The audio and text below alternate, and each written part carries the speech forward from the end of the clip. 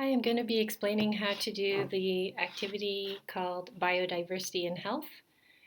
Since we don't have a class to pass the cards around to, I'm just going to do a virtual demonstration of this activity and you'll get the general idea. So what I normally do is I just open this up, and usually I'll have you write on this lab, but I did make an answer sheet for you to put your answers for the two tasks and also the analysis questions. So you can go ahead and open both of those up right here. Okay, so here is our lab, and here is the answer sheet. First, what you're going to do is you're going to be reading a little bit about what biodiversity is and what happened in the 1800s. And in Ireland, there was a horrible famine where 1 out of every 8 people died over 6 years due to a famine where the potatoes were all wiped out by a disease caused by a bacterium. And so you can see right here, these potatoes, if they're all cloned, and I don't know if you've seen how potatoes can kind of sprout, if you leave them in your cupboard too long, they start growing little sprouts. Well, you can plant a potato and it will grow into a new potato plant. And if you keep, and you don't even need to reproduce one plant with another to make a new potato plant. You can just take potatoes from the same plant and let them sprout and grow more potatoes. So actually this is called asexual reproduction, where I'm making an exact copy of a new potato plant from this potato plant. So all my potatoes are genetically identical because they all came from the same plant. And that's a real easy way to make a lot of potatoes, but unfortunately it causes them all to be the same. So there's no diversity. They're all genetically clones of each other. And so that we'll see is going to be a problem. So go ahead and read that. And then we're going to do our variation of this activity. So it says each student is going to get a picture of a potato. And so as a teacher, what I would do is I would pass out the same potato to each one of you. So let's pretend there's 16 of us in this class. All 16 of you would represent a field of potatoes, and you guys are all lumper potatoes. Is this 16? Where's my other lumper potato? Anyway, oh, here it is. Okay, that's 12. That's all right. So 12 fields of potatoes, and you're all identical. And then what I would do is I would tap. Then what you would do is you're supposed to go around with an index card, and you're supposed to get in contact with another student who has a card and write that person's name down on your card and do that 5 times. So you'll have 5 classmates' names on your card. So let's say this was mine, this was me, and I met this person, this person, this person, this person. I put their names on my card. Then the teacher is going to tap one person's shoulder and say, "You are now infected with this bacterium. It's a fungus-like bacterium that causes your potatoes to get black and slimy and die." Okay, so there you go, whoever this was. This person is going to then read off their card of the 5 people they came into contact with, and those people are also going to have their potatoes be infected.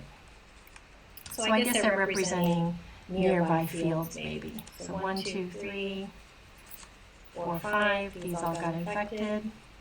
And then these students are going to read off their cards with the names of the people they got in contact with, and their fields are also going to be infected. So you see what happened. All the potatoes got infected by the same bacteria bacterium, and they all got wiped out. Okay, they died of blight. We call that blight. All right, so you can go ahead and answer the questions to task 1. How many potatoes are represented? Okay, these are all lumper, Lumper. They're all the same. So you can answer that question, and then you can answer how many potatoes survived and how many died from the spread of blight. So hopefully you can see that you're able to answer on this paper. You should be using Cami to edit it, or if you want to use Google Docs, then go back to the post and click on the link for Google Docs. Do not open it with Google Docs because that will mess up the whole formatting. Okay, so let's take a look at, so that's basically what happened during the Irish Potato Famine. Everything got wiped out and everybody died from starvation. Now, for round 2, each person is going to receive a card with a picture of a different crop. And in this simulation, all the students will represent a field of various vegetables. Okay, so I'm going to go ahead and simulate that. Okay, so no more Irish Potato Famine.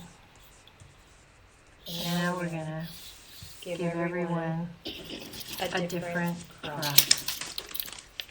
So this person got sweet potatoes, radish, sweet potato, carrot, Yukon potato, taro, beets, onions, what else?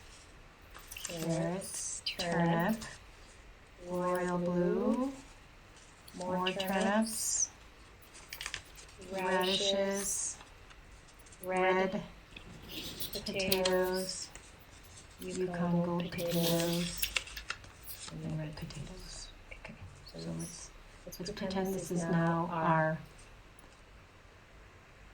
class. And we have 16 different students with different vegetables in their fields.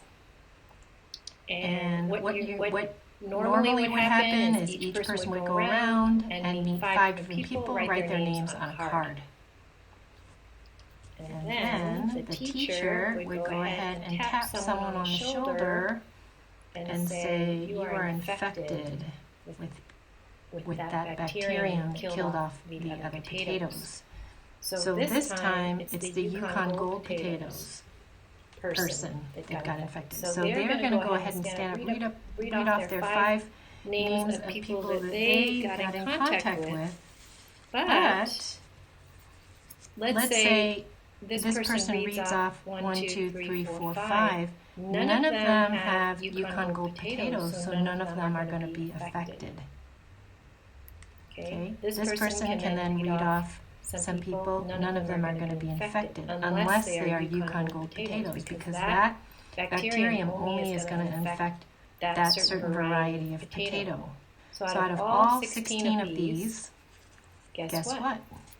Only 2 are going to die of blight, and the other 14 are going to be saved. They're not going to be affected. Okay, so for round number 2, how many different vegetables and how many of each is represented in your class? So let's take a quick look. Okay, we've got 2 sweet potatoes, 2 radishes, 2 carrots, 2 Yukon golds, 1 taro, 1 beet, 1 onion, 2 turnips, 1 royal blue, and 1 red potato. You can pause the video if you need to see these a little more.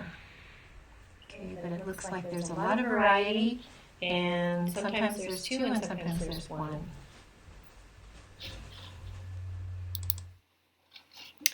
Okay, so you're going to go ahead. And question number 8, how many individual vegetables survived and how many died? And you'll be writing that here. How many survived and how many died? Well, can see how many individual vegetables survived and how many died. You can either do it by type or you can do it by specific field. So you could say one type died, or you could say two individuals died. Either way. Okay, and then you're going to go ahead and answer the analysis questions. If you need help, you can read up from the introduction to get more information. And if you have questions after that, feel free to email me or send me a text on Remind. Have fun.